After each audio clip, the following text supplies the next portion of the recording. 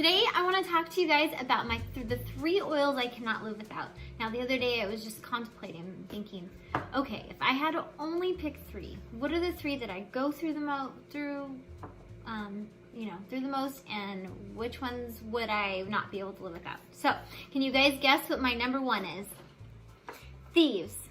So why thieves?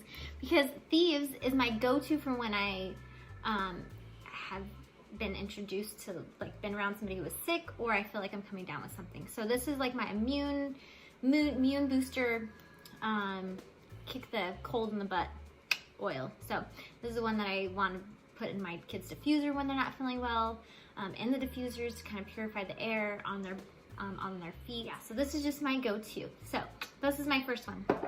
My next one, guess? These 2 are kind of together, but peppermint.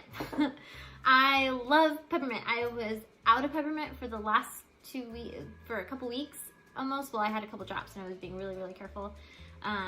Left, and I'm like, oh, I gotta be careful how I use it, right?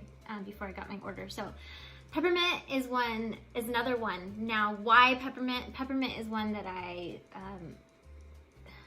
just have to have peppermint. I mean, it's good for your muscles. It's good for, in case of a headache, it's good for digestion. This is like your everything oil right here. Chest issues, respiratory issues. I put in my water bottle to help my breath smell good and to keep me energized and keep my digestion going. It helps you breathe if you have stuffy nose or any, feel a little stuffy. This is a good one. So peppermint is definitely another one that I have to have. My next one, and probably everybody agrees with this one, is lavender. Now, why lavender? Because I use lavender for to help my kids feel focused, to help them feel calm.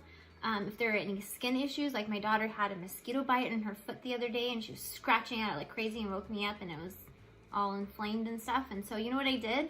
I actually put made a paste with baking soda and some lavender, and she didn't bother me for the rest of the night. So lavender is good for bee stings. If you get a bee sting, you do the same idea, baking soda, paste, and lavender.